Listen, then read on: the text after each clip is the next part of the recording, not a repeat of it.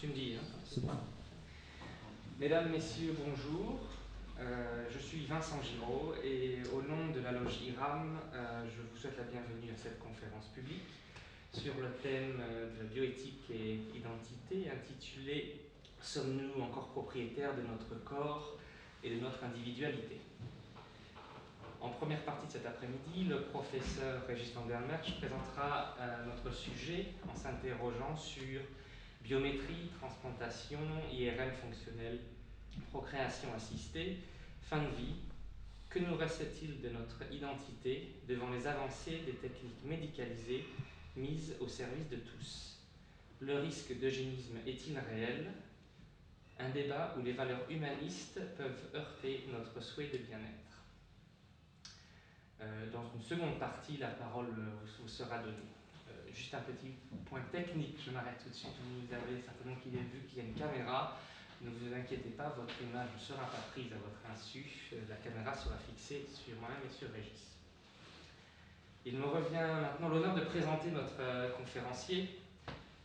Après avoir suivi des études pluridisciplinaires en géologie, physiologie, informatique, puis après avoir enseigné au Maroc, en France, dans l'enseignement secondaire et supérieur, le professeur van der Merch dispensa des cours en biologie cellulaire, génétique et en immunologie au sein du département des sciences de l'Université de Lille. Régis van der Merch est membre de la Commission nationale de santé publique et bioéthique du Grand Orient de France, dont il fut président. Depuis de nombreuses années, Régis parcourt le globe pour faire part de son expérience et de ses recherches sur la bioéthique. Nous avons la chance de l'avoir parmi nous aujourd'hui, alors sans plus attendre, je lui passe la parole. Régis, mon frère, c'est à toi. Merci. Messieurs, dames, bonjour. Donc effectivement, si on essaie de balayer tous les sujets qui ont été prévus, ça risque peut-être de nous amener peut-être à 24 heures de discussion. Donc on va essayer plutôt d'ouvrir des pistes. Et donc si le titre aujourd'hui c'est bioéthique et identité, c'est peut-être qu'aujourd'hui, eh bien, c'est un sujet sur lequel on ne réfléchit pas peut-être le matin en se levant, en se prenant la brosse à dents. Mais c'est un sujet sur lequel eh bien, nous n'allons pas échapper, chacun et chacune, à un moment ou à un autre de notre vie, parce que l'individu aujourd'hui, parmi 7 milliards sur la Terre, eh bien, cet individu commence à perdre son individualité, alors qu'on pouvait penser que jusqu'au XXe siècle, eh bien, c'était la promotion de cette individualité qui permettait à toute personne d'être elle-même au sein d'un groupe. Et c'est un peu ce que les francs-maçons essaient de mettre en valeur, c'est de dire l'humanité existe dans sa diversité, mais chaque individu a sa propre spécificité. Donc, que reste-t-il aujourd'hui de tout cela? Alors, parmi tous les sujets effectivement donc, qui ont été proposés, c'est vrai qu'on n'échappera pas à essayer de se dire finalement qui sommes-nous et comment sommes-nous perçus, donc biométriquement parlant, je dirais, au niveau de la biométrie, c'est comment nous sommes reconnus comme individus différents d'un autre, ici, ou d'individus qui peuvent avoir des points communs avec d'autres, ici. Donc cette biométrie, c'est l'individualité qui doit être reconnue par les autres, plus que par nous. Est-ce que le corps qui porte l'individu, le corps, donc nous appartient?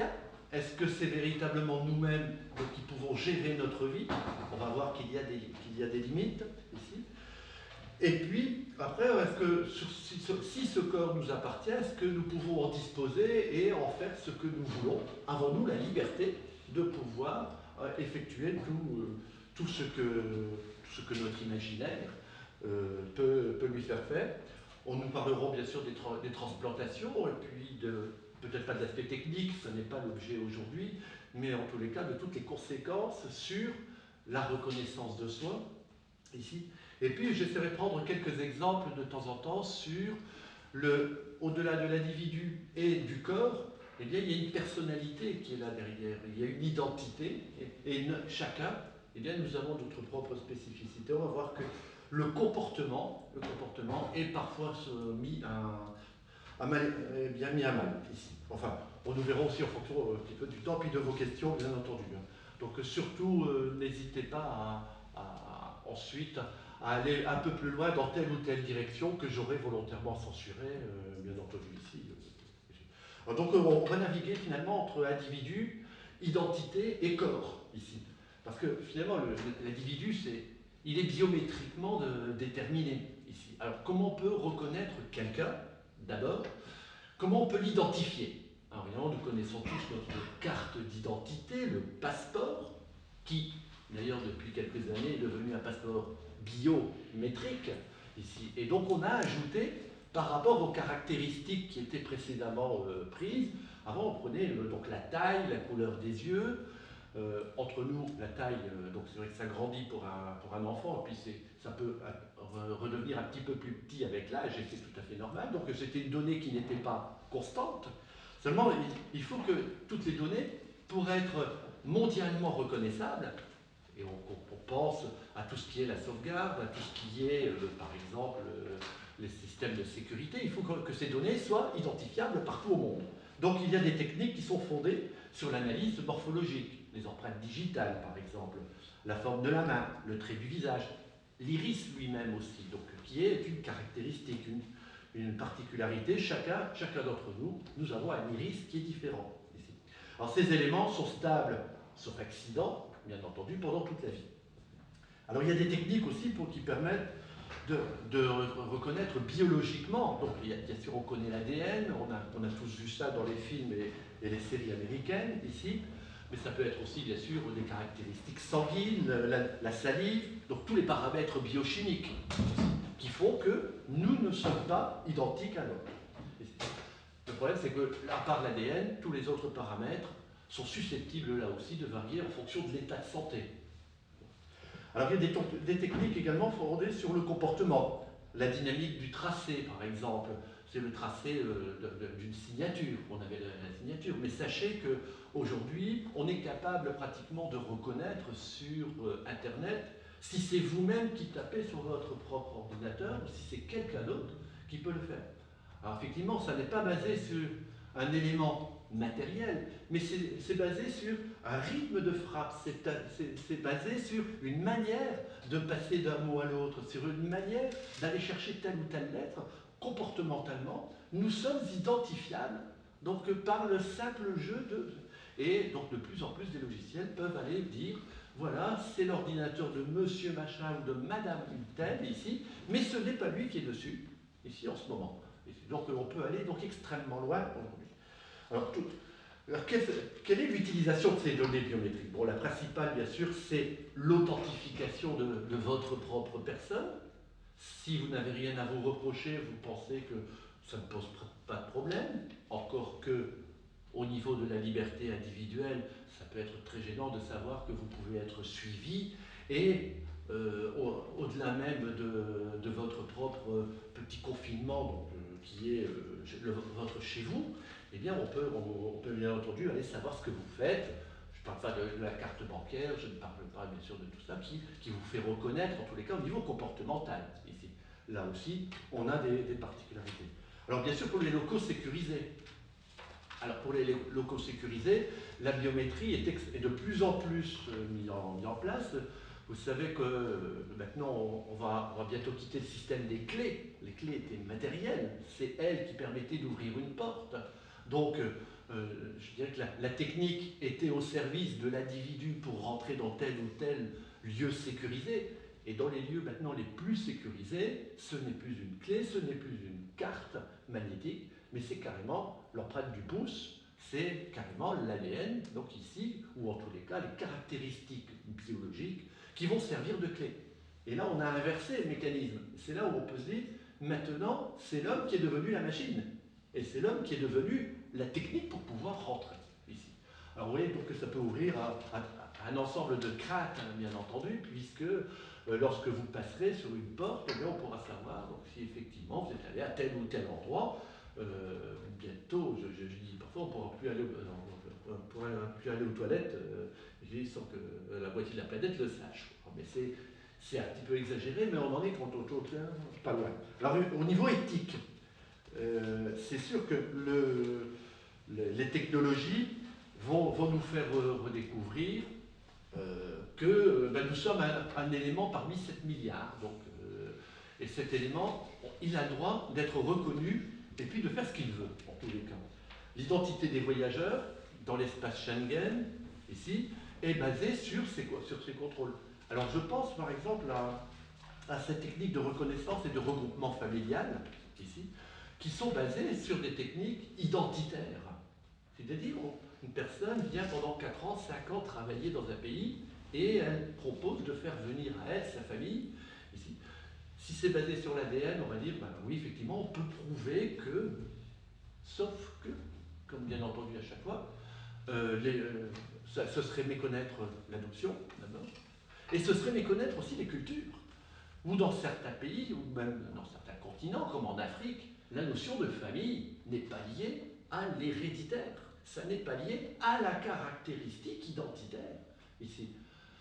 De plus en plus, les familles reconstituées nous montrent bien que celui qu'on appelle papa ou qu'on appelle maman, aujourd'hui, n'est pas obligatoirement le géniteur. On a séparé ce qui était le caractère héréditaire de la transmission, qui a toujours été cette caractéristique dans le monde de la vie, depuis 1 milliard d'années, ici. Mais donc aujourd'hui, on n'a plus...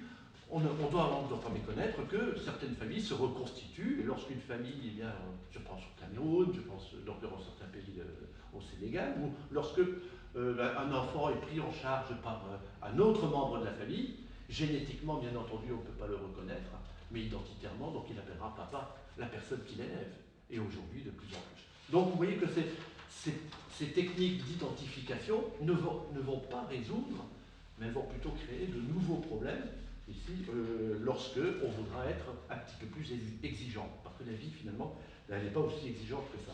Alors il y a tout un, je ne vais pas vous le lire ici, mais il y a tout un code qui est mis en place.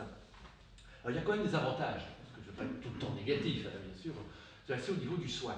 Au niveau du soin, le fait de pouvoir vous reconnaître de manière effective, de manière juste et précise, eh bien, ça a ouvert l'idée d'un dossier médical personnalisé, donc qui tend à se répandre, mais qui tarde à se répandre, et qui permettrait effectivement, en cas d'accident, eh bien, de pouvoir dire, grâce à l'identification, à l'authentification de la personne, je saurai tout de suite quels sont les médicaments auxquels, eh bien, donc, qui posent problème par rapport à sa morphologie, par rapport à son métabolisme.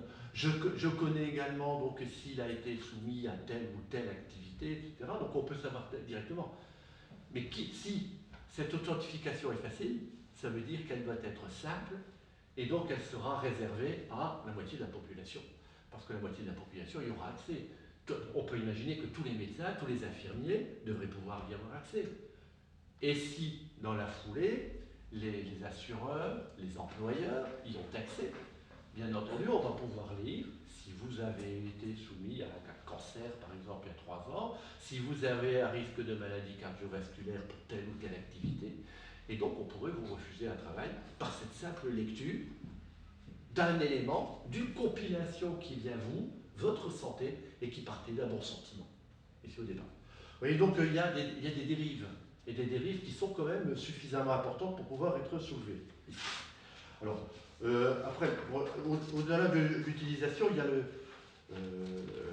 y a je pense, l'immense difficulté, c'est de dire, maintenant, on en fait quoi? Est-ce que j'ai le droit de dire, non, je ne vais pas mettre mes données?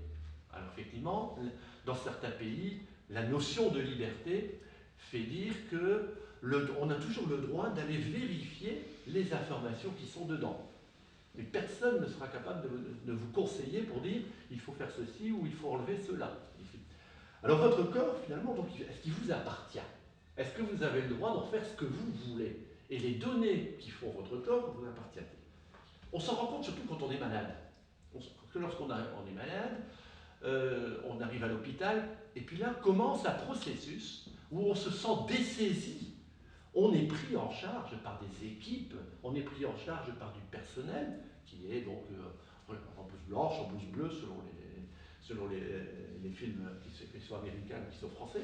Et donc, c'est pris en charge. Et à ce moment-là, on se dit, mais ils vont décider à ma place. Alors des comités de défense de malades se mettent en place, mais on commence à se dire, oh, quelqu'un va venir m'ausculter, il va venir chercher des informations chez moi, et il va juger ou estimer ce qui sera bon pour moi. Déjà, on se sent un petit peu dessaisi. Et beaucoup d'entre nous, dans un séjour à l'hôpital, j'espère que vous n'en avez pas eu beaucoup, mais quand on en a, on se dit, qu'est-ce qu'ils prévoient pour moi? Qu'est-ce qu'ils vont faire de moi? Qu'est-ce qu'ils ont prévu? À quelle sauce je vais être mangé? Ici, à quelle sauce je vais être mangé? Alors, il y a une notion qui apparaît de plus en plus dans les pays européens, c'est la notion de consentement éclairé. C'est-à-dire le fait qu'on passe contrat maintenant entre le médecin et le malade. Et le consentement éclairé fait que eh bien, le malade demande et a droit à un certain nombre d'informations. On a tous souvenir de ce monde médical qui avait cette puissance, qui avait pratiquement le droit de vie et de mort, pratiquement, puisque c'était lui qui décidait. Aujourd'hui, bien sûr, ça a avancé. Les comités d'éthique se sont installés dans beaucoup d'hôpitaux, on ne peut que s'en réjouir. Mais c'est vrai que ce terme de bioéthique et d'éthique, il y a 20 ans, c'était encore des termes qu'on n'entendait pas. Donc c'est allé relativement vite.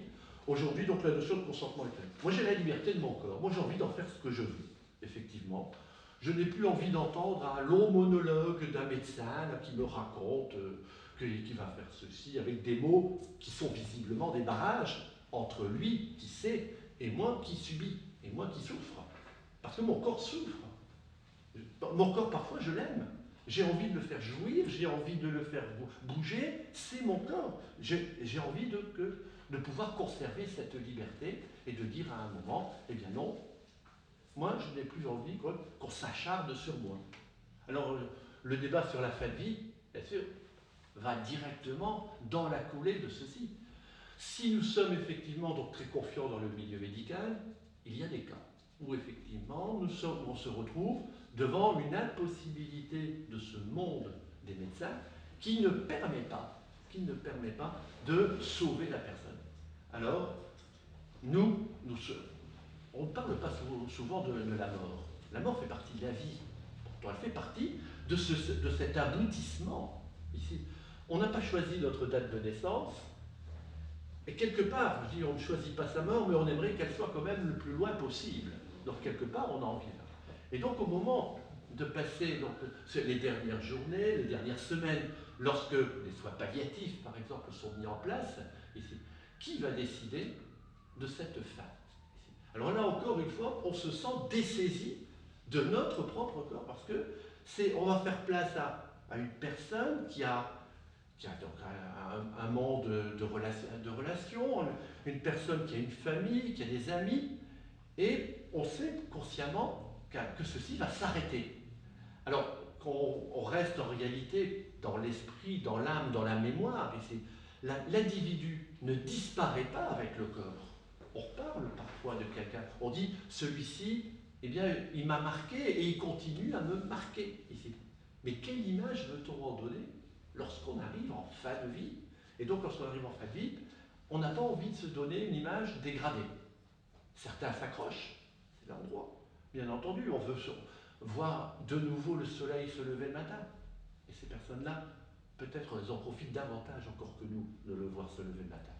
Mais on a envie peut-être d'aller plus loin. Et donc, qui va décider?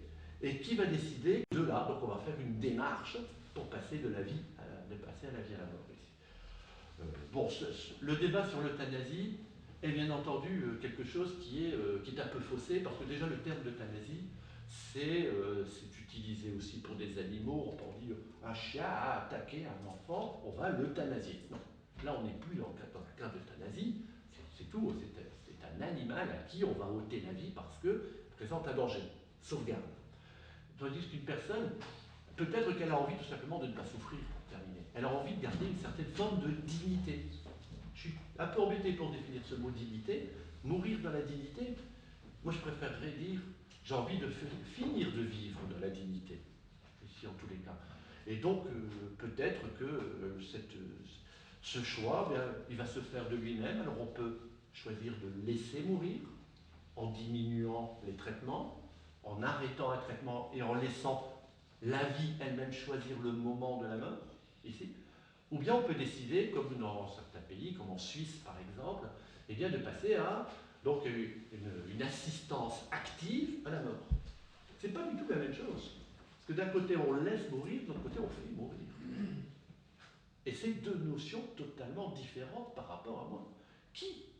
À qui je vais confier le soin de dire, voilà, demain à 17 h, ça s'arrête. Parce que c'est ça. Il y avait un film qui est sorti il y a quelques mois, The Session, les sessions, et puis un autre film qui était sorti, c'était sur les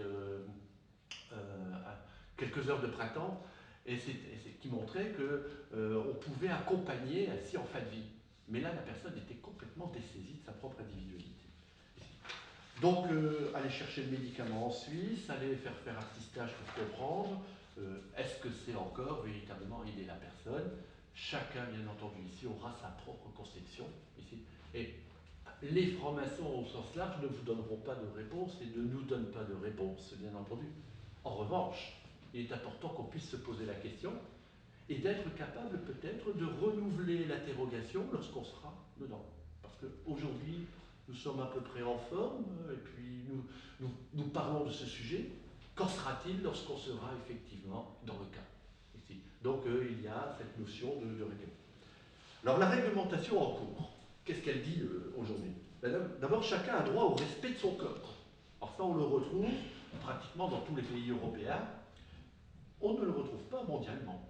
Ça n'est pas écrit explicitement dans toutes les constitutions de tous les pays qui sont à l'ONU. Le corps humain, ses éléments et ses produits ne peuvent pas faire l'objet d'un droit patrimonial. Patrimonial, c'est-à-dire le patrimoine.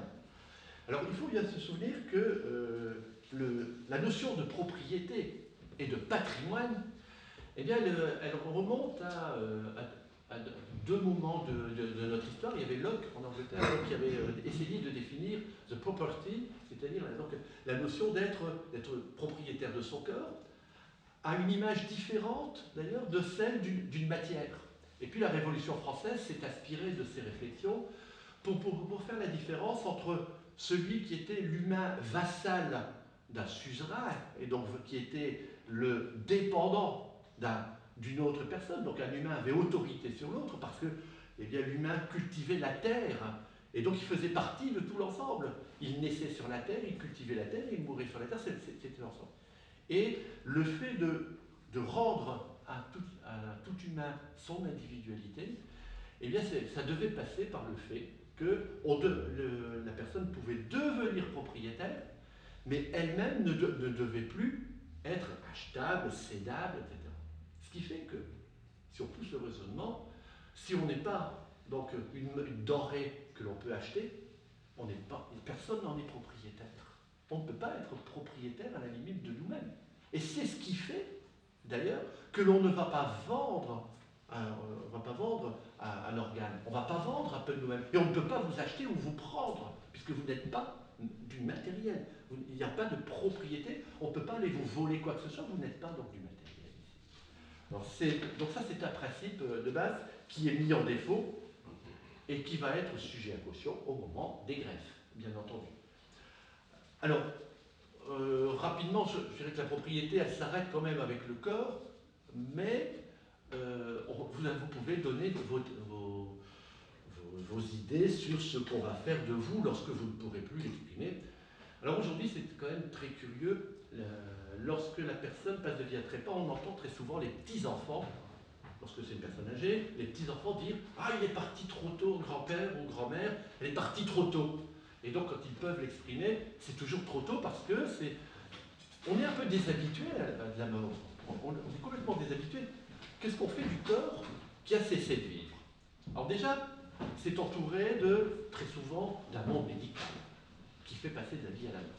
Mais le corps, qu'est-ce qu'on en fait? On va le mettre dans un salon funéraire. On va aller le confier. Il y a encore 50 ans, le corps restait à la maison, on voyait défiler la famille, on voyait défiler les amis, les voisins, et les enfants assistaient à ce rituel de passage, de reconnaissance, où chaque personne qui a connu le défunt venait se recueillir devant le défunt. ce n'est pas parce qu'il n'était plus à 37 degrés, qu'il n'y avait plus le cœur battant, que ça n'était plus la personne. On la reconnaissait encore comme personne, même si elle n'était plus animée du souffle de vie. Mais elle était encore animée, elle avait encore une âme, elle avait encore un esprit ici. Aujourd'hui, on confie ça à qui? On confie ça à des salons, 9h, midi, 2h, 5h. Alors on vient signer, on s'est dessaisi de tout cela. On s'est dessaisi même de l'idée que finalement, la mort fait partie de la vie. Et on a ainsi. Alors, est-ce que c'est quelque chose sur lequel il faudra revenir ou pas, au niveau évolution sociétale?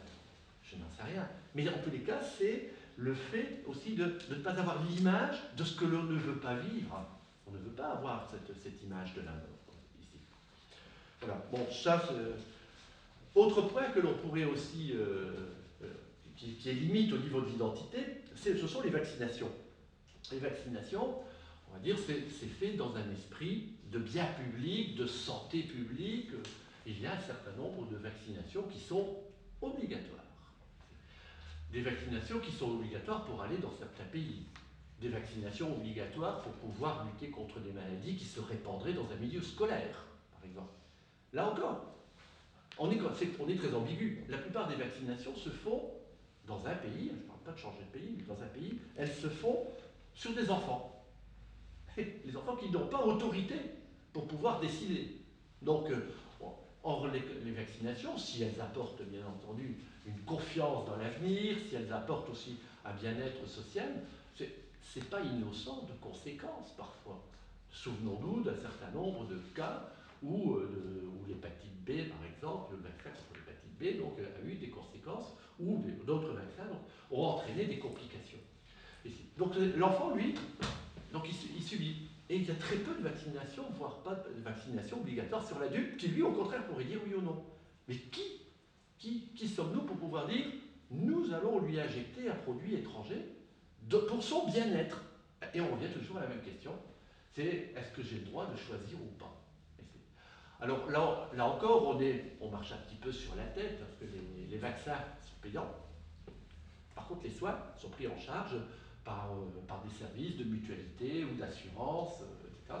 Là, on marche un petit peu sur la tête, parce que si on était vraiment cohérent, les vaccins devraient être gratuits et devraient être payés par les mutuelles ou par les assurances, puisque à long terme, normalement, ça devrait améliorer notre bien-être et donc les caisses des mutuelles.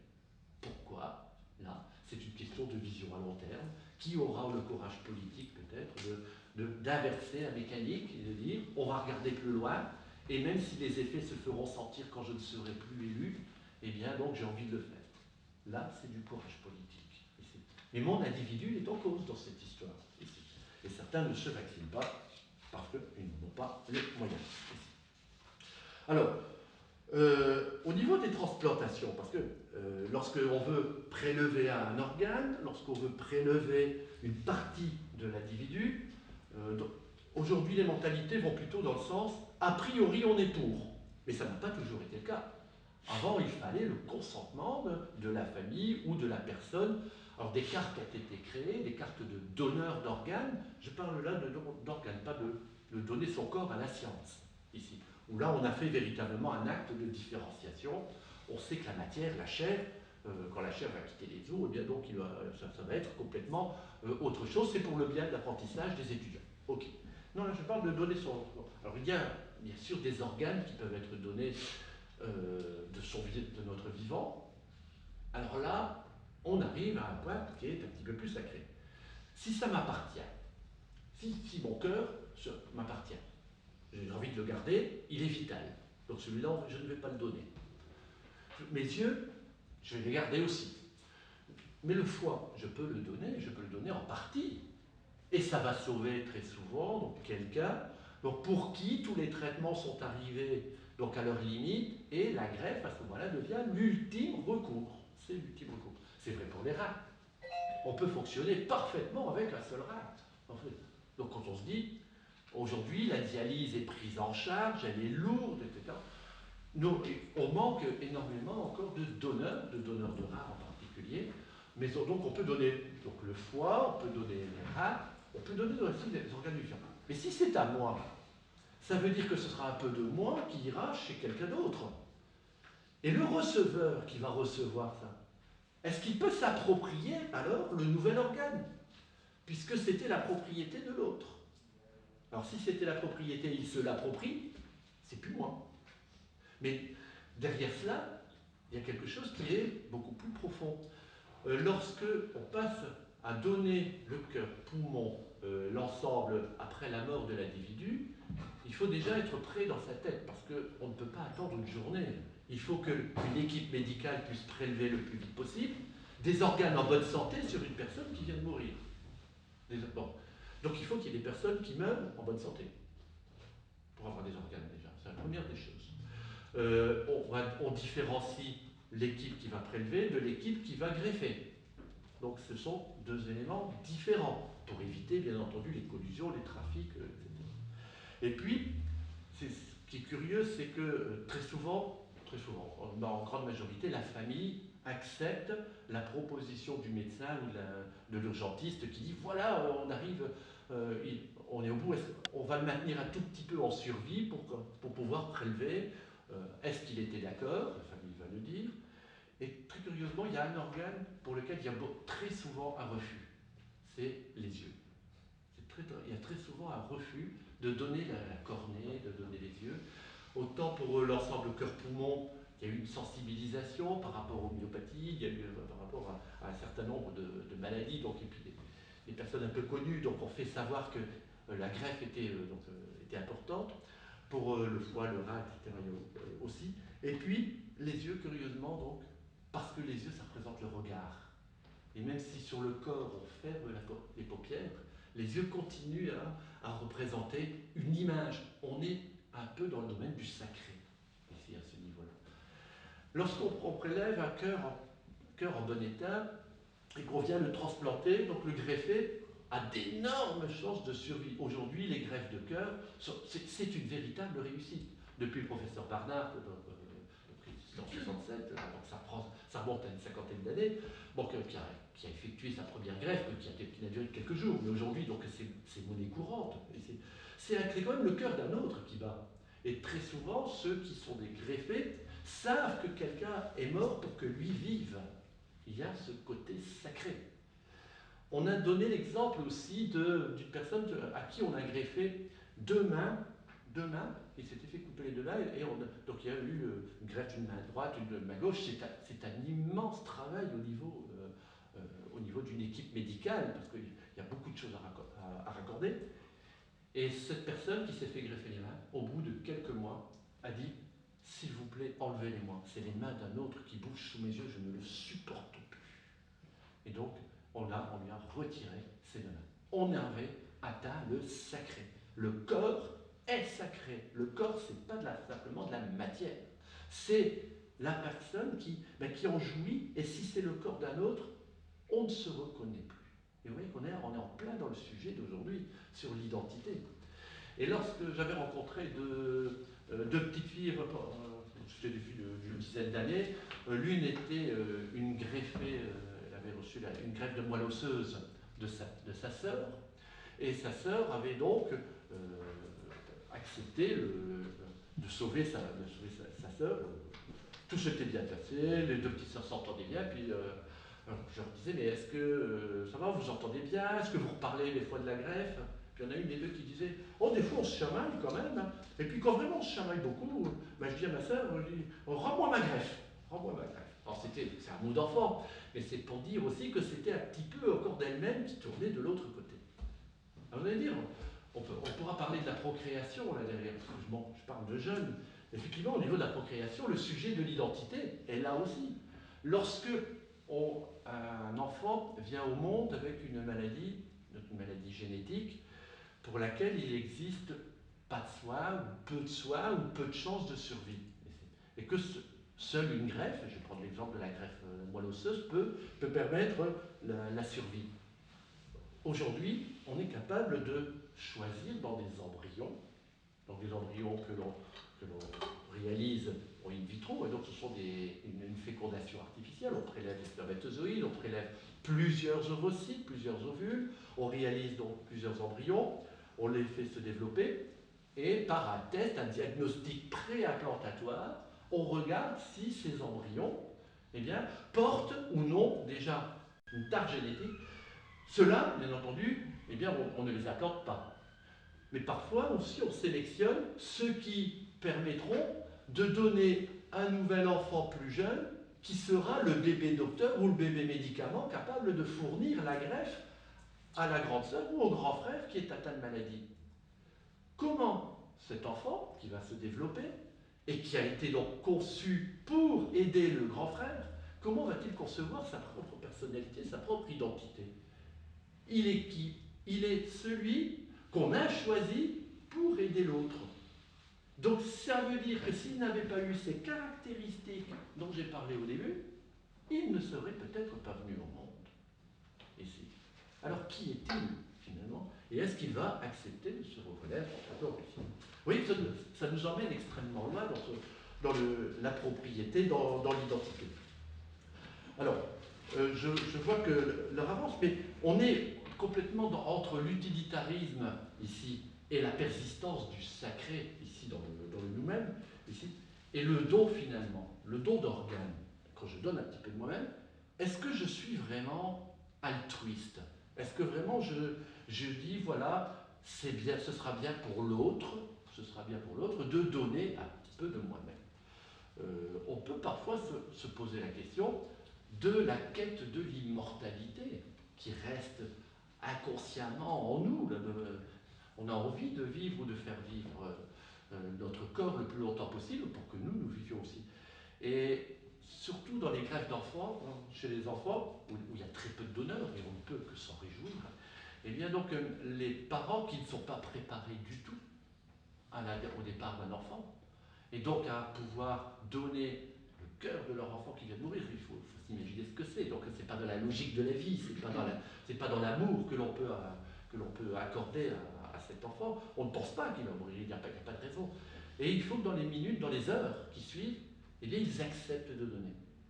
Il y a parfois un processus mental que les psys interprètent bien, c'est d'un peu de se dire, ce sera encore un petit peu de mon enfant qui va vivre dans l'autre, ici. Et donc, mon propre enfant qui avait ses propres caractéristiques, qui portait mon amour, eh bien, cet enfant va servir à faire vivre un autre. C'est affreux ce mot, va servir à permettre à un autre de vivre ici.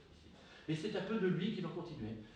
Alors, l'idéal, bien sûr, c'est toujours de garder l'anonymat pour éviter effectivement de retourner voir l'enfant receveur, ici, pour lequel eh bien, les processus psy de deuil, bien entendu, seraient mis en échec. Donc, le don est-il véritablement altruiste? La porte est ouverte à la création d'embryons qui permettraient effectivement d'avoir des caractéristiques pour fournir, qui plus tard à la fois, avec des cellules souches, et ceux qui ont beaucoup d'argent, effectivement, donc rentrent dans ce jeu ici, et sont prêts à n'importe quoi pour avoir un cœur, et monter dans la liste. Parce qu'il y a beaucoup plus de demandeurs que de donneurs ici. Alors, en France, en Grande-Bretagne, les greffes sont de l'ordre de 400 000 par an à peu près. Bon, ça se mesure en milliers en tous les cas, donc selon le type de greffe. Ici, il n'y a bien entendu pas assez de donneurs. Alors qu'est-ce qu'on fait puisque la durée moyenne d'attente est de 4 ans, 2 à 4 ans. Ça peut être beaucoup plus, bien entendu. Ça peut être un peu plus rapide. Bon, ça dépend des régions, ça dépend de beaucoup de facteurs. Mais qui va choisir à qui on va donner le greffon? Qu'est-ce qu'on va en faire? C'est-à-dire à qui on va donner la chance de survivre? Est-ce que c'est celui qui est là depuis le plus longtemps? C'est-à-dire peut-être le plus malade? C'est-à-dire peut-être là où la greffe a le moins de chances mathématiques de réussir? Ou est-ce qu'on va donner à celui qui au contraire vient d'arriver dans la liste? Il faut penser le processus mental de celui qui est dans la liste et qui se voit avancer avec ses chances de recevoir un greffon qui diminuent. On est loin, bien entendu, d'une liste sur des critères qui peuvent être rationnels. On passe dans l'irrationnel. Donc, qui va décider? Qui va décider que ça ira à telle ou à telle personne? Dans tout ça, je crois que l'identité est tout le temps en conflit avec le statut de la mort, ici. Voilà.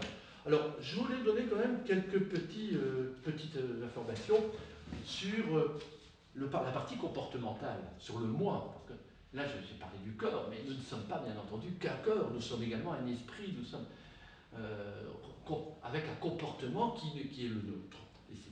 Et très dernièrement, en Angleterre, vous avez dû entendre parler de ces manifestations sur le mariage homosexuel, sur les mariages donc, qui font rejaillir la notion de masculin et de féminin. Alors, je vais prendre cet exemple-là de masculin et féminin pour montrer que toutes les caractéristiques qui sont des caractéristiques biométriques, en réalité, c'est aussi le résultat d'une construction. C'est aussi le résultat de quelque chose qui avance. Être homme ou être femme, c'est quelque chose qui vient, bien sûr, génétiquement, chromosomiquement, c'est quelque chose qui est déterminé parce qu'il y a une norme. On vient au monde, on est catalogué masculin, on est catalogué féminin.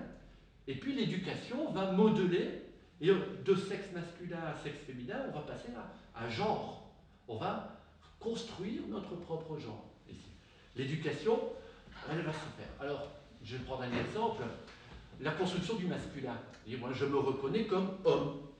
Je vais prendre l'exemple de l'homme parce que je connais un petit peu plus les hommes que les femmes. Je vis avec moi-même depuis quelques temps, quand même, ici, pour en parler un petit peu plus. Mais c'est vrai que l'homme, eh bien, il est...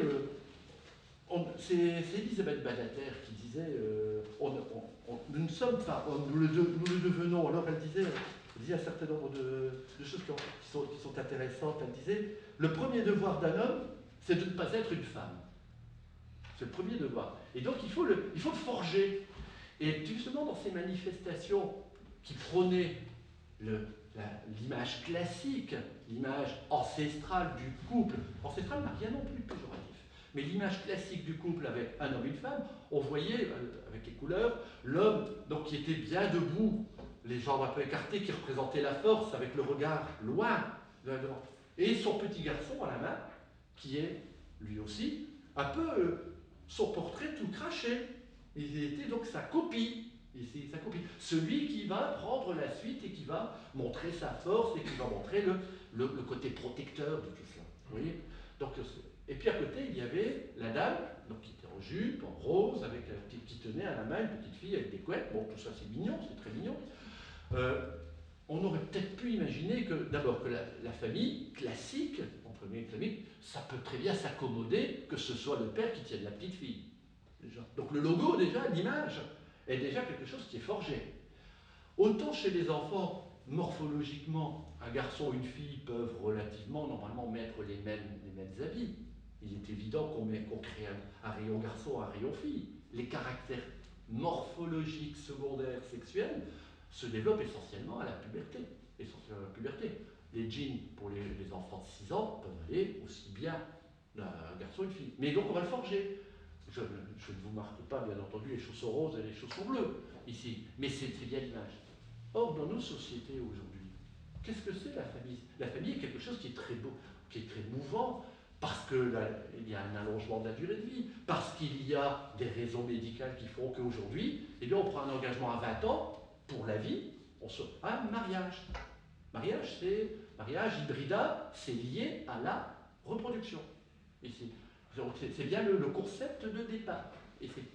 Or, depuis une cinquantaine d'années, les mouvements féministes ont acquis des droits pour que les femmes deviennent propriétaires de leur propre corps et différencient la procréation de leur sexualité et de leur vie civile. Donc, il y a une cinquantaine d'années, on a accentué le phénomène de dire on a droit à une vie sexuelle sans pour autant que ça ait comme conséquence de procréer.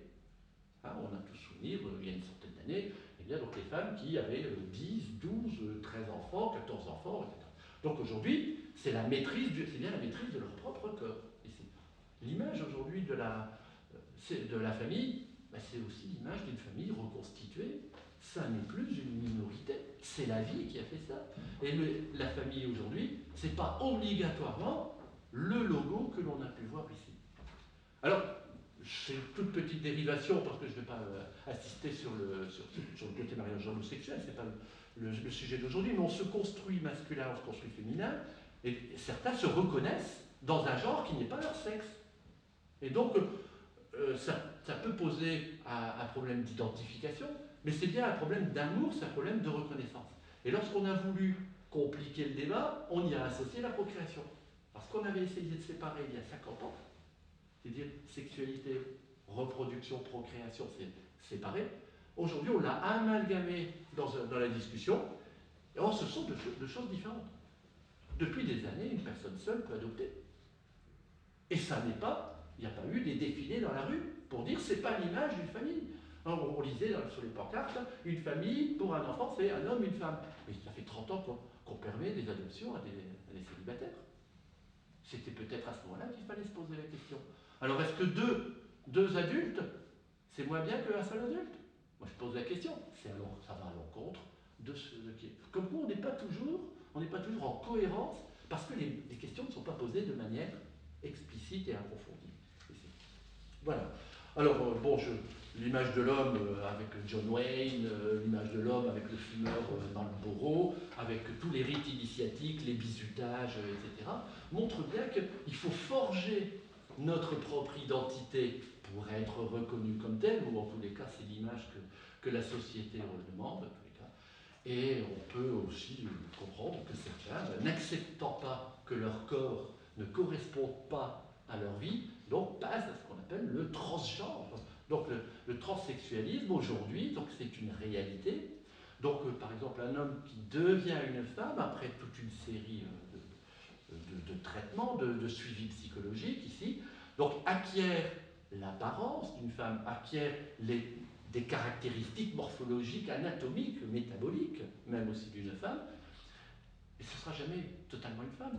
Si elle a un accident sur la route, on va prendre son sang, on va faire une analyse ADN, on va trouver XY. Parce que c'était un homme au départ. Et donc, sa carte d'identité marquera que c'est une femme et on va lire XY.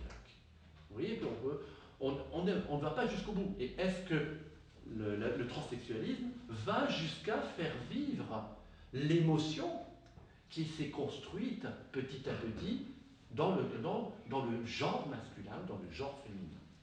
Vous voyez que le sujet n'est pas aussi simple que celui-là, et que les technologies, les techniques aujourd'hui, les biotechnologies, les biotechniques, eh bien, font que...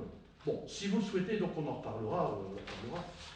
Alors, quelques mots aussi sur l'imagerie fonctionnelle. Oui, on a sur l'IRM fonctionnelle, parce que les techniques de médicalisation et d'investigation qui sont mises au point aujourd'hui sont extrêmement poussées. On peut voir quelles sont les zones qui sont actives lorsque vous vous comportez à la réception d'un signal ou lorsque vous voulez effectuer un mouvement. Avant, c'était des images fixes, et donc on recréait par une série de tomographies, de petites tartines, si vous voulez, des photos de tartines, eh bien l'ordinateur reconstitue en 3D le cerveau, par exemple. Mais aujourd'hui, on est capable de savoir quelle est la zone qui est active lorsque vous recevez une information auditive ou une information. C'est super, parce que ça permet de voir quelles sont les lésions, les parcours peut-être inhabituels, le cheminement, à l'insu même de la limite de votre conscience ici. Et on va lire ici, au niveau médical, c'est merveilleux. Pensons encore un petit peu aux dérives. On a parlé il y a quelques années des détecteurs de mensonges. Il ne faudrait surtout pas que cette technique passe au niveau de la loi, comme des techniques d'investigation pour donner le droit d'aller rechercher dans le mécanisme physiologique, dans le mécanisme fonctionnel, c'est faire un procès d'intention. Qu'est-ce qui prouve que ce qui fonctionne là n'est pas lui-même soumis encore à un autre contrôle? Ce n'est pas parce qu'on a pensé ou rêvé d'un inceste que l'on est accusé d'inceste. Donc on ne passe pas à l'acte. Le psychiatre dira, ce n'est pas parce que vous avez rêvé d'un inceste que vous êtes quelqu'un à enfermer. Ce n'est pas parce que vous avez rêvé de tuer quelqu'un que vous devez être mis en prison. Donc le mécanisme qui se passe là-dedans est effectivement un mécanisme qui peut donc montrer un fonctionnement, mais il ne faudrait surtout pas qu'il passe dans la loi, parce que quand il passera dans la loi, le juge, lui, n'est pas là pour apprécier si c'est effectivement, ça devait être pris comme élément ou pas. Si c'est dans la loi, il applique la loi. Et donc vous voyez que des techniques nouvelles vont faire qu'on est de plus en plus dessaisi. Et Alors, dans tout cela, est-ce que notre liberté, elle est gardée? Notre liberté pour l'homme de décider en connaissance de cause, ce qui présuppose l'existence de la connaissance de soi. Parce qu'on ne sera libre que si on sait qui on est. Connais-toi toi-même. C'était écrit déjà chez les Grecs.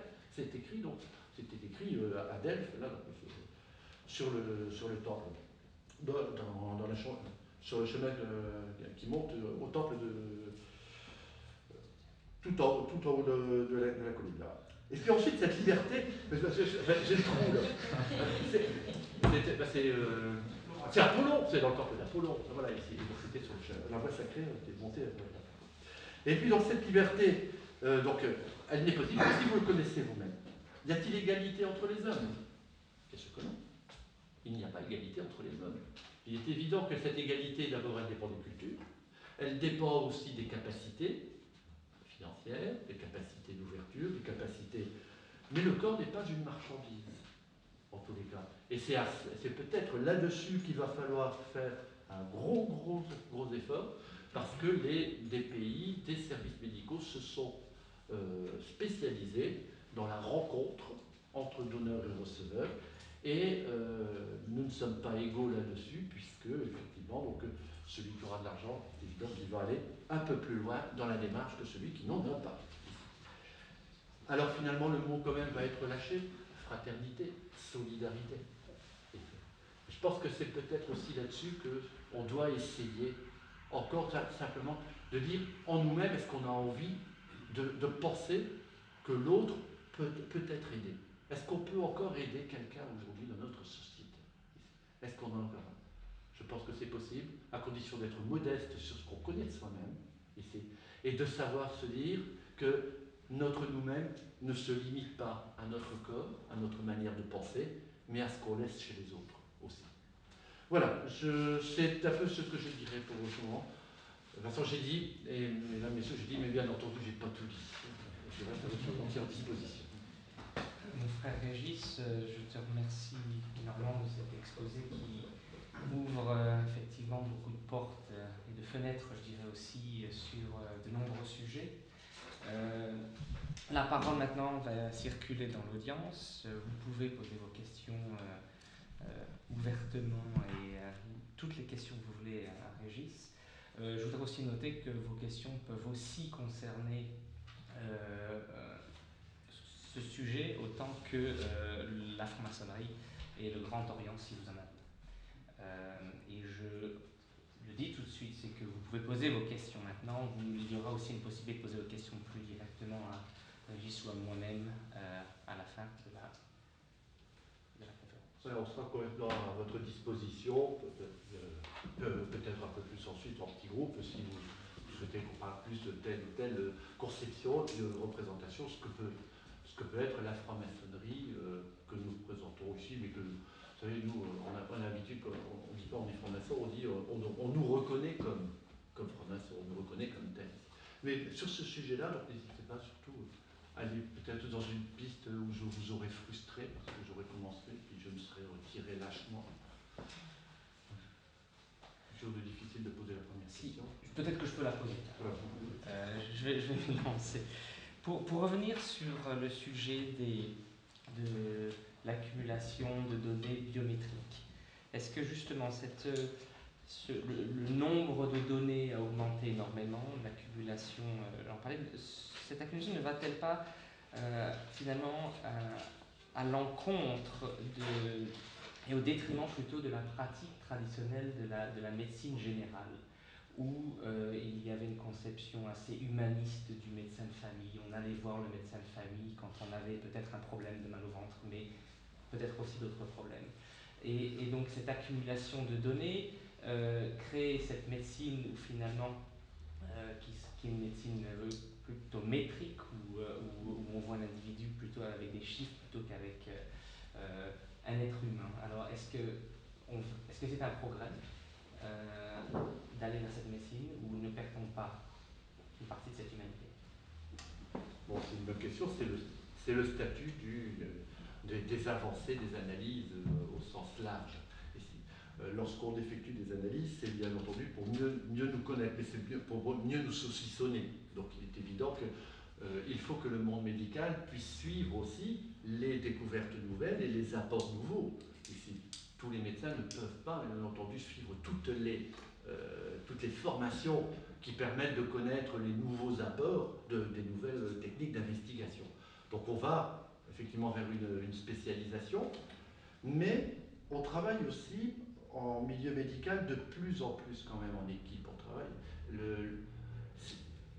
Il semble en tous les cas qu'il y ait un mouvement pour que le grand patron de service hospitalier ne soit plus celui qui va décider. Il s'entoure d'un certain nombre de collaborateurs qui n'ont pas les mêmes spécialités.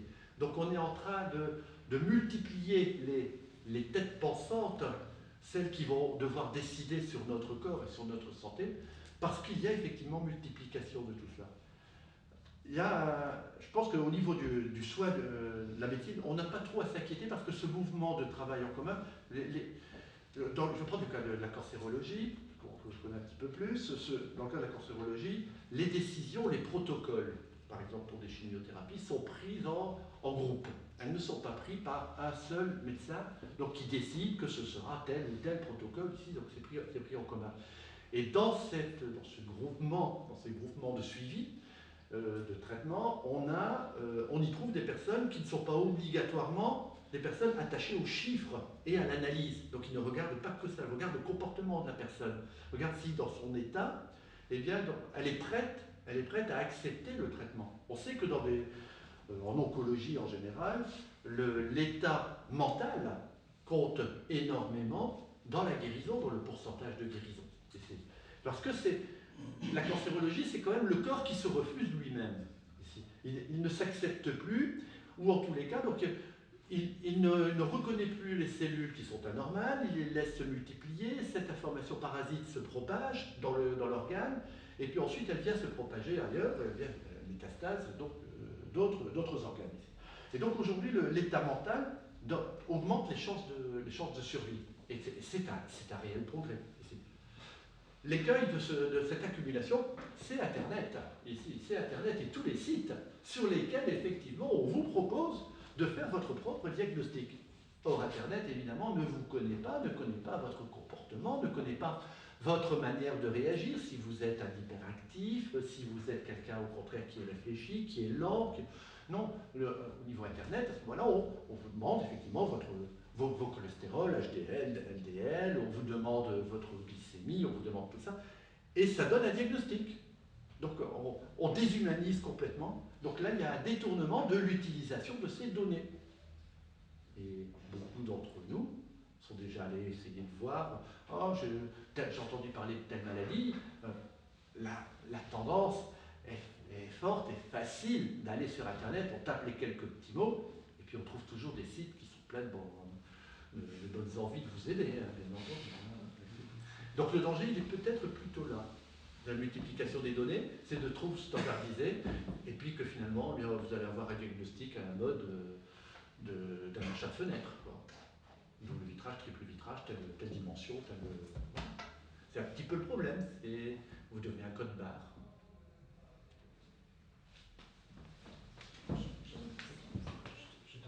Merci. Oui, développer sur ça la relation avec le médecin. J'ai l'impression, moi, en tant qu'ayant été patiente, de voir que les médecins, surtout à un niveau très spécialisé, ont une tendance à assumer qu'en tant que patient, on ne connaît pas grand-chose. Et en tant que patient, on a le sentiment qu'on fait des tas de tests et que du coup, le médecin a davantage de connaissances sur ce que vous avez et des problèmes de santé que vous pouvez avoir, vous aurez dans le futur, sans forcément vous les révéler. Donc c'est un problème.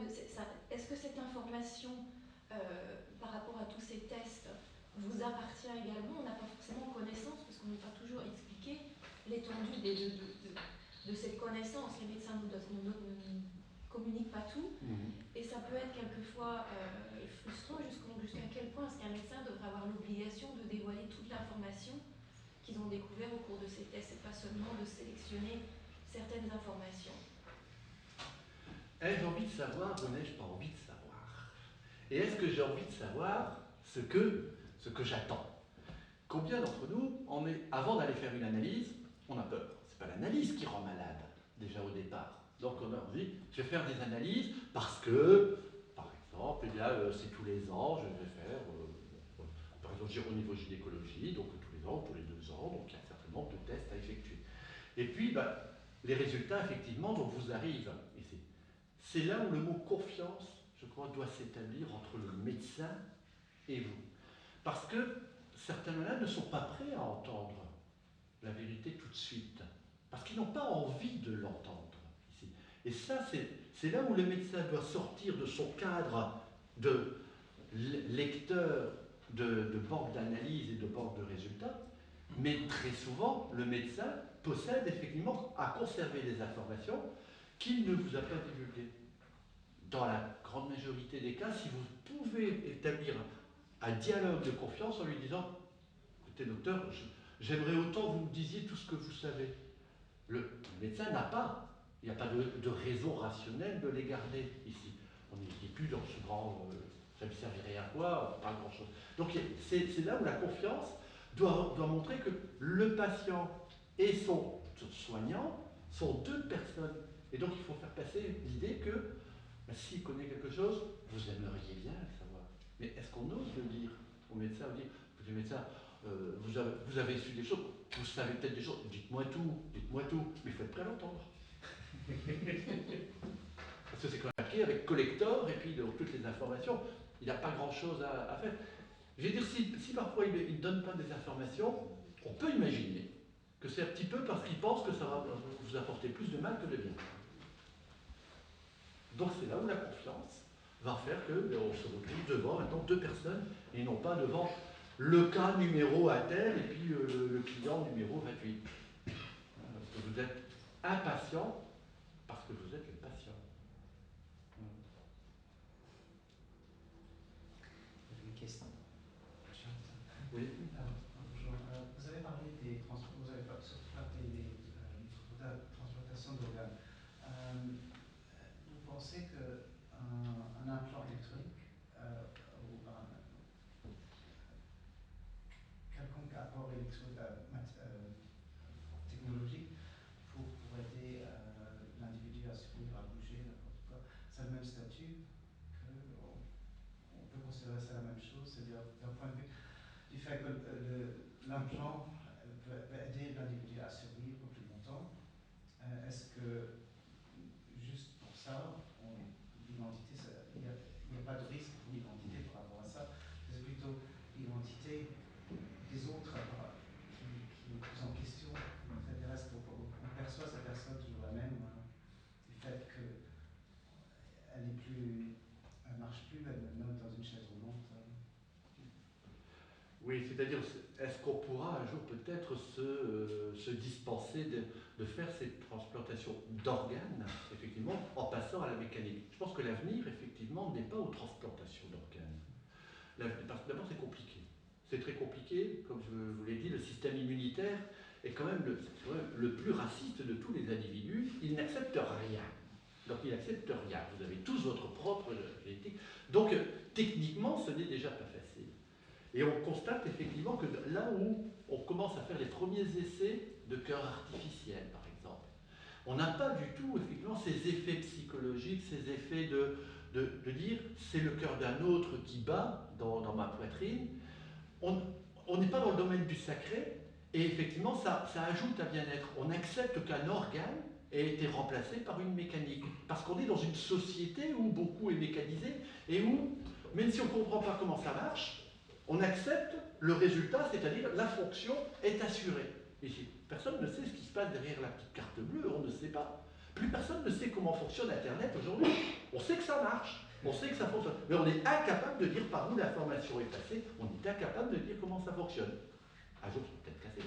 Donc au niveau de l'avenir de la transplantation, il est souhaitable qu'effectivement on passe de plus en plus à un côté matérialisation, parce que nous avons accepté qu'un os cassé, c'est une matière et on a besoin qu'elle soit en forme pour bien vivre, pour bien être. Le bien-être de notre mode de vie passe avant le côté organe. Et l'avenir, bien sûr, sera. D'autant que ça va couper court à beaucoup de trafic d'organes. Je pense à des personnes qui vont, j'ai pas mal de cas, que ce soit en Serbie, en Croatie, que ce soit en Bolivie, en Colombie, donc de personnes à qui, pour lesquelles il y a eu un enlèvement, et lorsqu'ils se sont réveillés, ou bien il n'y avait plus de cornée, ou il n'avait plus de, ou bien il leur manquait un rein, ou pire parfois. Donc les trafics d'organes cesseront lorsqu'on n'aura plus besoin de donneurs d'organes. Et l'avenir passera éthiquement, pour une fois, par la matérialisation. Donc ce sera l'un des bons côtés, parce qu'on a accepté que ce soit un organe ici. Et puis on sait qu'il n'y aura pas de donneur, donc il n'y a plus cette querelle d'identité, en tous les cas, cet antagonisme d'identité dont je parlais tout à l'heure. Il faut que quelqu'un meure pour que je puisse vivre ici. Donc l'avenir passera par ça. Madame. Je vais peut-être faire l'avocat du diable, mais pourquoi est-ce qu'on oppose systématiquement la commercialisation avec le don d'organes à l'humanité?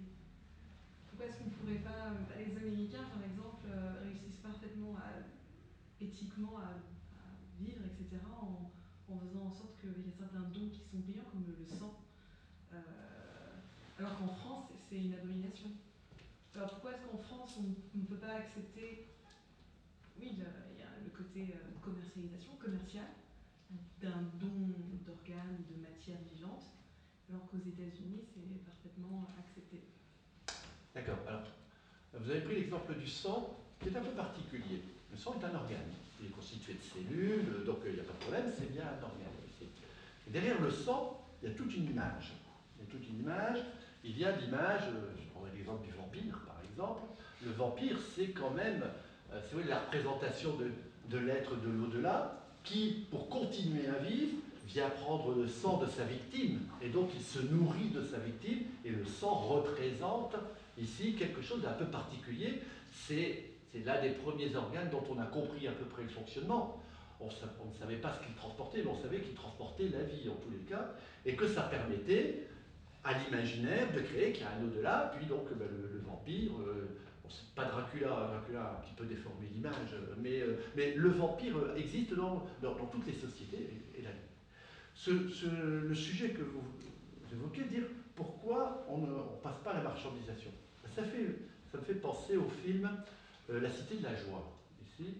C'est ce film dans lequel un pauvre, un Indien de Calcutta, qui tirait son petit vélo et puis qui transportait les touristes ou les Indiens très fortunés, et il donnait son sang pour pouvoir faire vivre sa famille, jusqu'à en perdre sa santé, bien entendu, jusqu'à se dégrader. Il se dégradait lui-même pour faire vivre. Le corps est-il marchandable? C'est ça le problème. Est-il marchandable? C'est une conception que les Américains ont, et dans en tous les cas, sur le continent, on a encore cette réticence à dire « je vais vendre ». Et l'exemple est ressorti davantage, parce que votre question, elle a été remise d'actualité avec la GPA, avec la gestation pour autrui, ici. Parce que c'est une location d'utérus. Et c'est pour cela que la loi n'est pas encore passée, n'a pas encore autorisé, en tous les cas en France, cette gestation pour autrui, parce qu'elle ouvrait la porte à un commerce, à une différenciation, donc à une location, ici, sans tenir compte des aspects éthiques. Or, dans le cas de la gestation pour autrui, on va dire, c'est une location d'un utérus. Non, c'est avant tout un corps de femme qui va enfanter pendant 9 mois. Je rappelle que la grossesse, ce n'est pas une maladie, c'est pas une maladie, c'est un état dans lequel on procrée un individu génétiquement différent, ici, et on l'accepte. Mais quand on pousse un petit peu, ça veut dire qu'il y a une commande de parents. Ils vont payer. Et si l'enfant a une anomalie, on fait quoi? On va faire une rupture de contrat. Il vient au monde, et puis il y a une anomalie génétique. Bah non, on ne le prend pas. Hein. Moi, je ne voulais pas comme ça. Moi c'est parce que j'ai commandé, ici. Et donc, rendez-moi mon argent. Et l'enfant, on en fait quoi? On en fait quoi dans cette histoire? Et puis, à partir de quand on va considérer qu'il est bien ou qu'il n'est pas bien? Parce que, globalement, on aimerait tous avoir plutôt des enfants en bonne santé. Voilà. Grand, fort, solide, en bonne santé. Et s'il n'est pas assez grand, s'il n'est pas assez solide, on le refuse. On va le refuser à partir. Il manque une phalange. Bon, non, c'est un petit peu le même problème que l'interruption volontaire de grossesse. Il manque une phalange. Bon, pas grave, hein, il vivra bien aussi. Hein. Ouais, il manque un doigt après. Et après, il manque la main. Elle va fixer la limite où, à partir du moment où on va procéder à une interruption de grossesse, c'est-à-dire à l'empêcher de vivre, ou bien on va le refuser. Elle est où la limite? Elle est à l'épaule? Elle est au coude? Elle est à quel endroit ici? Et donc, la commercialisation, la marchandisation est une notion qui heurte encore l'éthique, en tous les cas, de ce que l'on considère être bon. Donc voilà deux exemples, la gestation pour autrui. Et je ne parle pas encore du don de gamètes, ici, qui est donc supposé être gratuit, ici, mais qui, dans certains pays, est payant. Le don de sperme, il existe des banques de sperme. Donc une personne, d'une manière altruiste, vient donner son sperme, ses spermatozoïdes. Alors, on conserve les petites paillettes comme ça pendant quelques années. Et puis, ce qui peut se passer par derrière, c'est que quelqu'un que l'on rémunérerait, il va le donner souvent. Ça ne porte pas atteinte à la santé, à l'intégrité de l'individu. Donc il va donner, admettons, il va donner gentiment, il va donner 10 fois, 20 fois de l'année, il va donner. Et après, on va se retrouver avec un problème de génétique.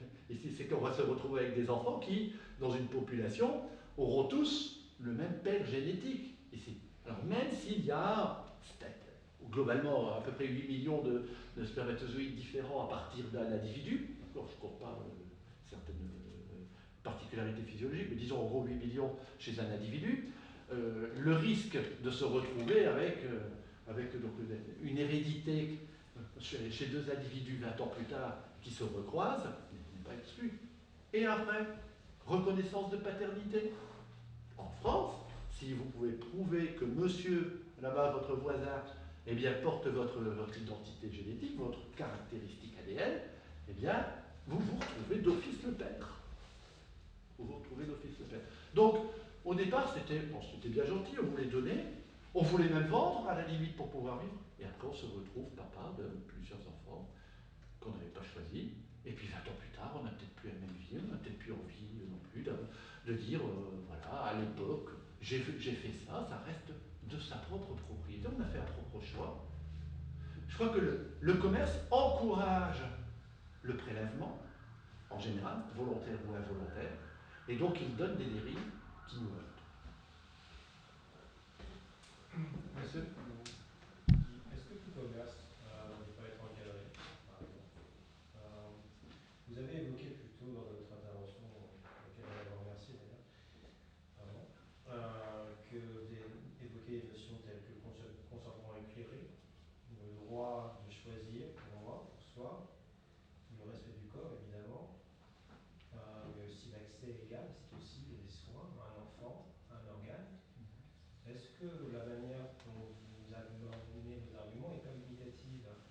À partir du principe qu'on voudrait se donner la possibilité d'avoir quelque chose, il y a une conséquence, tout à une conséquence ou des conséquences possibles. Est-ce que la manière dont vous argumentez votre raisonnement ne pense pas systématiquement aux conséquences les plus graves? Et si oui, sans penser vraiment aux conséquences les plus positives également?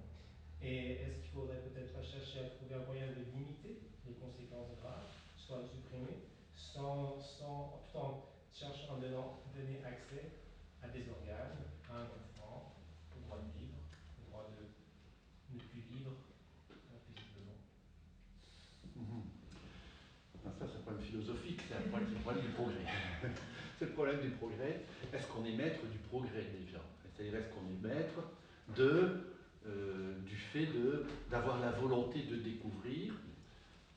La plupart des machines, des machines de haute technologie médicale sont le résultat d'années et d'années de travail qui ont comme effet, effectivement, de pouvoir diagnostiquer très bientôt certainement la maladie d'Alzheimer. Ce sont des machines qui coûtent plusieurs millions de livres, plusieurs millions d'euros. Il y a une volonté d'aller vers le progrès, effectivement. effectivement, ça c'est le côté positif. Est-ce qu'une société qui va limiter sa recherche, qui va limiter sa quête d'un bien-être, est-ce que c'est une société qui avance encore? On peut se poser la question aussi. Est-ce qu'un État va pouvoir contrôler tout cela alors qu'il a confié au privé l'essentiel des recherches? Beaucoup de recherches se font dans le privé. Je prends l'exemple des recherches sur les embryons en Angleterre.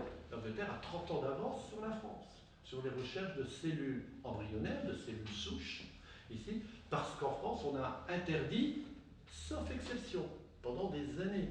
Encore avant, on interdisait. Donc, est-ce qu'un État peut il n'est pas maître du privé, de la recherche privée. Or, le lobby pharmaceutique est en quête de nouvelles molécules, est en quête de soins, même si en réalité, il n'a pas intérêt à ce qu'il y ait moins de malades. On peut quand même se poser la question. Par contre, on n'est pas maître, il n'y a pas une juridiction mondiale. Ici, il n'y a pas une espèce d'organisme supranational qui peut faire. Je vais prendre l'exemple de la Chine. C'est pas le seul, hein, attention, hein, mais l'exemple de la Chine, où l'on avait rassemblé les centres de prélèvement d'organes avec les prisons. Et donc on avait un système qui était organisé en unités carcérales et unités hospitalières, donc qui étaient très proches, et les prisonniers devaient donner un certain nombre d'organes, et donc ils servaient de banque, finalement, de source. Qu'est-ce que nous pouvons faire quand on a 75 millions d'habitants ou 100 millions d'habitants ici, dans nos pays ici, par rapport à 1 milliard et par rapport à une volonté de développer un nouveau commerce. Qu'est-ce qu'on peut faire contre ça ici? Par contre, c'est essayer de trouver les moyens pour qu'il n'y ait plus cette demande. C'est le même problème que la drogue en général, que le hashish, et surtout que l'héroïne, le LSD, l'ecstasy, etc. Donc, à partir du moment où on aura trouvé un moyen pour les cultivateurs de cannabis ou autres, ou de chanvre, de pouvoir survivre autrement qu'en fabriquant de la drogue, ils n'en fabriqueront pas, dans tous les cas, parce qu'ils n'auront pas intérêt. Et donc les pays ne sont pas redevables devant d'autres pays. Alors, je pourrais citer d'autres pays. Vous avez des pays du Moyen-Orient, il y a Israël et il y a des pays arabes, donc là de ce côté-là ils ne sont pas trop en conflit, mais qui ont des technologies tellement avancées qu'ils en font un business, qui est supranational, qui est complètement supranational. Mais je reviens surtout à la question de fond, c'est est-ce qu'un pays peut et doit freiner? Est-ce qu'on a peur de ce qu'on va découvrir? Et est-ce qu'on a peur? Je dirais que là on touche à un domaine qui est la vie. Et c'est peut-être important de penser aux conséquences avant de le mettre sur le marché et avant de le mettre en scène. Parce que la vie, c'est pas comme un immeuble. Un immeuble, il a une malfaçon, on peut le détruire. D'une manière ou d'une autre, on saura le détruire. La place de l'être humain, c'est sacré. L'humain, il a sa place, il a son droit de vivre. On lui a donné la vie, il a eu la vie, il a une conscience. Et l'être humain a cette particularité d'être le seul à avoir conscience de cette conscience. C'est ça que ça veut dire homo sapiens sapiens. Donc ça veut dire qu'il est l'homme qui sait, il connaît l'existence de sa conscience. Ici. De quel droit à ce moment-là? Donc on va lui dire, non, on pourrait peut-être chercher un traitement, mais enfin, il y aura peut-être des conséquences, alors on ne va pas le faire. D'autant plus que c'est dans le privé. Oui, bien sûr. Alors, bon, on va. Oui, monsieur, oui. Oui, alors votre remarque, oui, bien sûr. Oui, non, tout simplement. Oui, c'est vrai qu'il y a toujours un problème de choix quand il s'agit de choisir comment on va survivre, si on choisit un monde de drogue pour avoir beaucoup de sous, ou si on va travailler comme plongeur dans un restaurant et mener la vie dure. Mais c'est vrai que c'est un ensemble de sociétés qui doit travailler pour un but, pour qu'il y ait une possibilité pour tous les humains de trouver un choix pour survivre décemment. Je veux dire, un exemple tout simple, c'est-à-dire on a quelqu'un devant soi, on va aller tout droit, on peut tuer ou tourner autour. Donc c'est quand même un choix personnel à choisir une manière respectueuse à gérer le problème qui est celui de survie.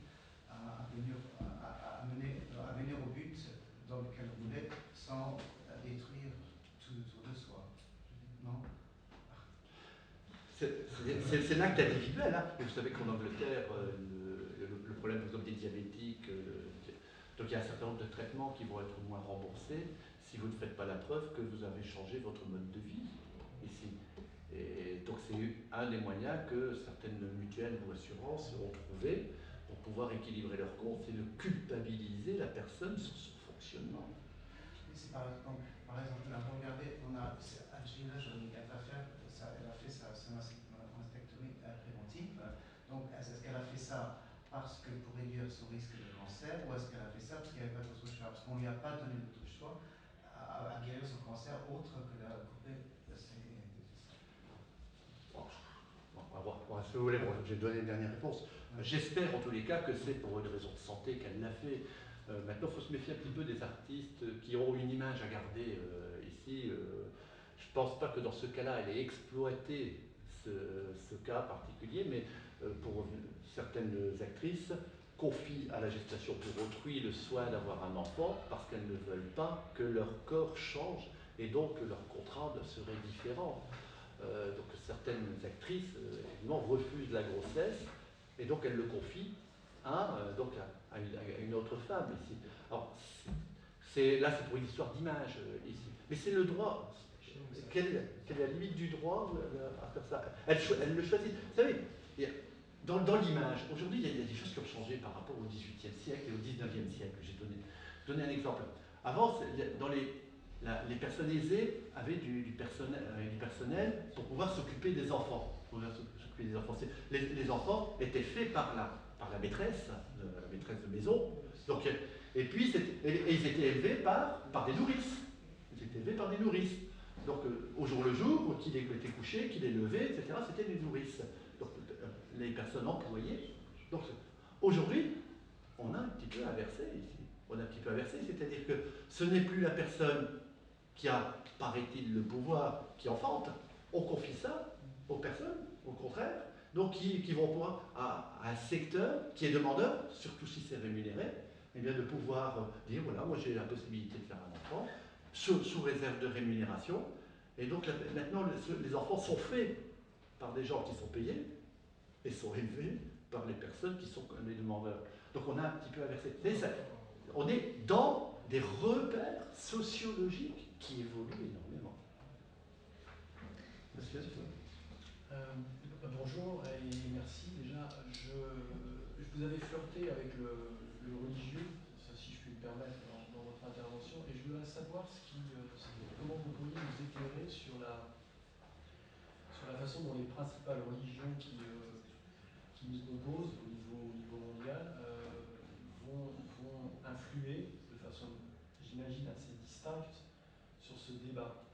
Alors, je ne pense pas aux religions en tant que telles, mais à la conséquence sociétale que ces religions vont exercer sur les populations. Bon, alors, on a l'habitude de dire au Grand Orient de France que nous respectons totalement la liberté de croire ou de ne pas croire. Donc dans les propos que je vais tenir, il n'y a surtout pas un jugement, hein, bien entendu. Alors, les religions, elles vont, bien entendu, tenir à un certain nombre de tabous, retenir à un certain nombre d'éléments fixes qui font que ce sont des religions, puisqu'elles sont reliées à des textes pour la plupart, à certains textes qui sont des textes qui sont supposés être la transmission d'un esprit divin, ici d'un architecte, enfin on lui donne le nom qu'on veut, hein, bon sur eux. Et la religion, bien entendu, va influencer le choix des lois, elle va influencer les modes de pensée, comme elle a influencé, bien entendu, un certain nombre de nos pays. Alors, j'ai donné un exemple. Dans la chrétienté, l'interruption volontaire de grossesse, donc, est quelque chose qui est inadmissible dans le catholicisme. Bon, pourquoi? Eh bien, c'est une question d'identité, encore une fois. C'est parce qu'on pense que, à partir de la conception, la fusion entre les deux gamètes, les deux cellules reproductrices, c'est le début d'un être humain. Tout le monde s'accorde à dire que c'est bien un être vivant, mais à partir de quand est-il humain? S'il est humain, dès la première cellule, évidemment, pas de recherche sur l'embryon, et donc la religion va tout faire pour que cet être, qu'on ne touche pas à la chose de Dieu. C'est un principe religieux dans ce cas-là, ici. Et donc les recherches sur l'embryon seront, bien entendu, donc combattues par la religion. Or, ce sont ces recherches qui ont permis de découvrir les cellules souches, c'est ce qui va donner peut-être un espoir à jour de pouvoir créer des organes à partir de ces cellules souches. Donc il y a un espoir de bien-être pour certaines personnes ici. Donc la religion, bien entendu, elle va influencer ça. Et je dis c'est un problème d'identité, parce que l'individu existe dès la première cellule, il devient embryon, il devient fœtus. Entre les deux, donc il y a un passage qu'on a sélectionné, c'est aux environs 12 semaines à peu près, donc à partir duquel on n'interrompt plus et on pense que ça devient humain, parce qu'il fallait bien trouver une limite. Ailleurs, c'est 14 semaines, alors dans d'autres pays, c'est 10 semaines. Mais est-ce qu'il a une identité? Et de plus en plus, maintenant, le fœtus commence à avoir une identité avant d'être né, ici. Le fœtus, déjà, on prend photo. Hein, si vous connaissez les albums photos des jeunes mariés, enfin des mariés ou des futurs jeunes parents, enfin, c'est marrant parce qu'on ouvre l'album photo, et puis, donc il y a le prénom, donc on le fait, et puis la première photo, c'est l'échographie. C'est l'échographie qui est en première page. Il n'est pas encore né, mais c'est lui, effectivement. Et c'est quand même merveilleux de voir la maman quand elle revoit l'image de son bébé qui bouge, ses petites mains, etc. Puis il essaie de s'agripper, c'est d'ailleurs rigolo parce qu'il essaie de s'agripper alors que dans notre société, à la naissance, il n'a plus besoin de s'agripper. Et ça, c'est encore des réminiscences de l'évolution ici. Et donc il essaie de s'agripper. Et cette image, elle dit, ben voilà, c'est lui, on lui donne un nom, on lui donne un nom, un prénom. Et maintenant, lorsque malheureusement la grossesse ne va pas à terme, certains parents demandent à ce qu'on puisse enterrer le fœtus comme si ça avait été un bébé, et donc en lui donnant un nom. Donc on est en train de remonter la notion d'identité, la carte d'identité, avant la naissance, ici. Donc ce qui n'avait pas d'identité en acquiert une aujourd'hui, et donc on voit bien que c'est une question de définition. C'est qui est là? Qui est cet être qui est là? On avait même fabriqué, je dis on, hein, parce que c'est pas nous, hein, on avait même fabriqué le terme de pré-embryon pour les premières semaines de cette cellule qui se divise et qui va s'implanter ici, de pré-embryon, pour pouvoir dire, c'est un paquet de cellules non différenciées encore, on peut travailler dessus, pour éviter justement le blocage de la religion. Bon, en réalité, il est évident qu'à tous les stades, je ne parle pas des religions qui sont un petit peu plus, j'utilise un terme qui vont dans un intégrisme de conception, la transfusion sanguine chez les témoins de Jéhovah, par exemple, ici. Bon, c'est la manière de fonctionner. Bien entendu, tout ça, ça va influencer. Mais nous sommes tous, quelque part, en quête de spiritualité. Est-ce que nous sommes tous obligatoirement en quête de religion? La limite, elle est peut-être là. Après, chaque religieux, vous savez, on discute assez souvent avec des imams ou avec des rabbins. On a reçu dernièrement le rabbin Haïm Korsia, qui est aumônier des armées au départ, et qui est venu nous parler de laïcité et d'identité de propriété du corps. Ils ont beaucoup de bonnes idées ici. Le problème, c'est dans l'application après. Et c'est dans le fait que la règle théologique, elle est universelle. Or, tous les cas sont particuliers. Mais est-ce que vous notez déjà au niveau mondial des évolutions de réglementation plus ou moins bloquées en fonction de la caractéristique des religions dominantes dans différentes régions du monde? Exemple, la Pologne en Europe. Ouais. Donc il fait reculer les possibilités, effectivement, par une conception religieuse. On sent actuellement qu'il y a une volonté de repli sur soi, sur ses traditions peut-être, sur sa culture, dans tous les cas sur les religions. On le sent. Et c'est pas sans risque. Hein. Une autre partie. J'ai travaillé, je ne vais pas parler de moi, j'ai de nombreuses années en psychiatrie.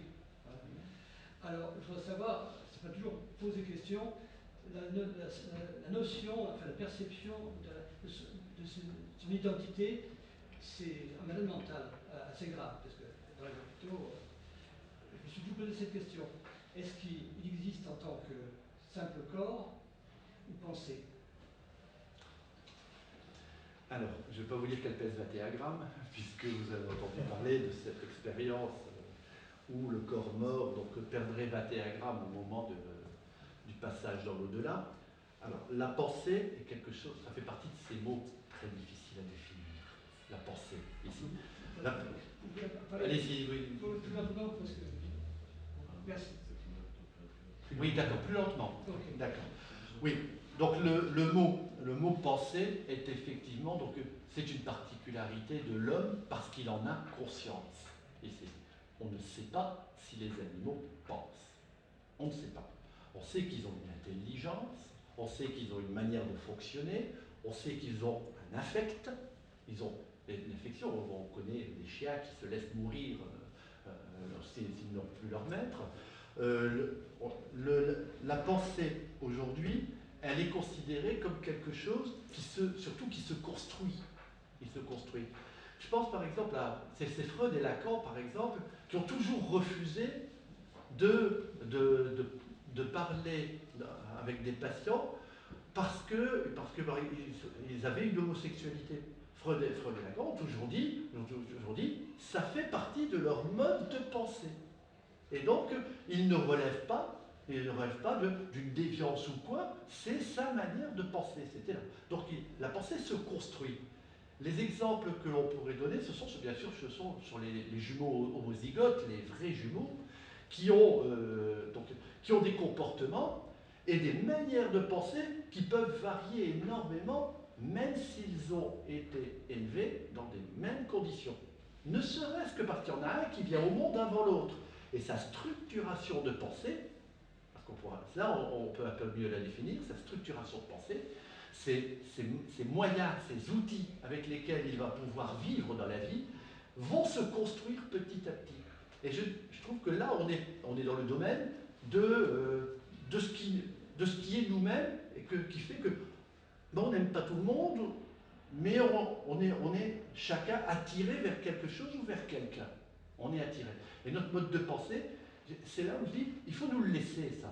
Laissez-nous notre mode de pensée. N'allez pas chercher par une technique d'investigation fonctionnelle ce que nous, on est en train de construire. Notre pensée, notre mode de pensée est quelque chose qui se construit jusqu'à la fin de notre vie. On remet en question un certain nombre de choses établies. La pensée n'est pas fixée, bien entendu. Elle est quelque chose qui est mouvant. Elle est en perpétuelle construction. Et il ne faut pas oublier quand même que la structuration neurophysiologique au départ, c'est la première chose qui se met en place chez l'embryon. C'est dans les tout premiers jours. Le petit tube neural là, qui fait encore 1 mm ou 2 mm, c'est déjà le futur système nerveux qui se met en place. Et donc la structuration de la pensée, elle commence dès les premiers jours et elle va continuer. Laissez-nous, je dirais, messieurs et mesdames les médecins, les analystes, etc., laissez-nous notre manière de penser. C'est ça qui fait notre identité sur le fond. Plus que le corps. Beaucoup plus que le corps. Heureusement, je suis à la retraite. Je vous aurais rencontré il y a quelques années. Okay. Peut-être. Monsieur le cabinet. Régis, merci pour cet exposé. Et justement, tu as parlé de beaucoup de choses, de la vie, de la fin de vie, d'éthique, de si nous sommes propriétaires de notre corps et de notre individualité. Et pendant les dernières minutes, tu as aussi parlé de spiritualité. Et or, je n'ai pas parlé de religion, mais les pratiques traditionnelles de plusieurs différents types de sociétés anciennes parlent de réincarnation et parlent de l'expérience de revenir sur Terre pour avoir une expérience de vie, et que la personne qui, si tu veux, décide de venir faire des expériences spécifiques. Or, si on prend ce débat un peu plus profondément, alors tout doit être parfait. Et ce sont des des écoles de pensée anciennes, dans d'autres traditions indiennes, africaines, et dont tu nous as parlé, mais dans une société moderne, est-ce que tu vois qu'il y a une possibilité de réconcilier ces pratiques traditionnelles avec l'éthique et les autres avancées scientifiques qui pourront, si tu veux, réconcilier et aider à l'humanité en général de perdurer, de marcher dans un avenir où ils se sentiront peut-être avec moins de souffrance. Quand on dit qu'on travaille au bien-être de l'humanité, on ne dit pas par derrière que le même mode de fonctionnement, le même mode de pensée sera universel et le même dans toutes les sociétés, dans toutes les cultures. Tenir compte du phénomène culturel et cultuel d'un groupement de population, c'est tenir compte aussi de ses repères, c'est tenir compte aussi de ses acquis. Il y a un certain nombre de choses qui sont transversales et qui devraient être, à mon avis, transversales au-delà même de l'athée ou de celui qui est très proche de la religion. C'est ce qu'on appelle les valeurs. C'est les valeurs de fond. La religion, elle fait partie des repères de groupe. Nous considérons qu'à certains moments, elle a des excès. Je vais prendre un exemple en Afrique. Je ne vais pas prendre l'exemple européen. L'excision, par exemple, l'excision. Donc, qui est cette capacité d'une société à faire en sorte qu'on retire cette part qui est réservée à l'homme, à l'image de l'homme, ici. Donc, la jouissance, parce que c'est les hommes qui décident. On retire donc cette partie qui fera que la femme va pouvoir, elle aussi, ressentir. La circoncision, qui elle existe dans beaucoup de religions, a une réalité au départ hygiénique. Ici. Aujourd'hui, elle est restée donc, sous forme d'un symbole, d'un rituel que l'on peut totalement respecter. Les psychologues et les psychiatres, enfin les psychologues surtout, les psychanalystes, diront qu'on retire aussi par là cette part un petit peu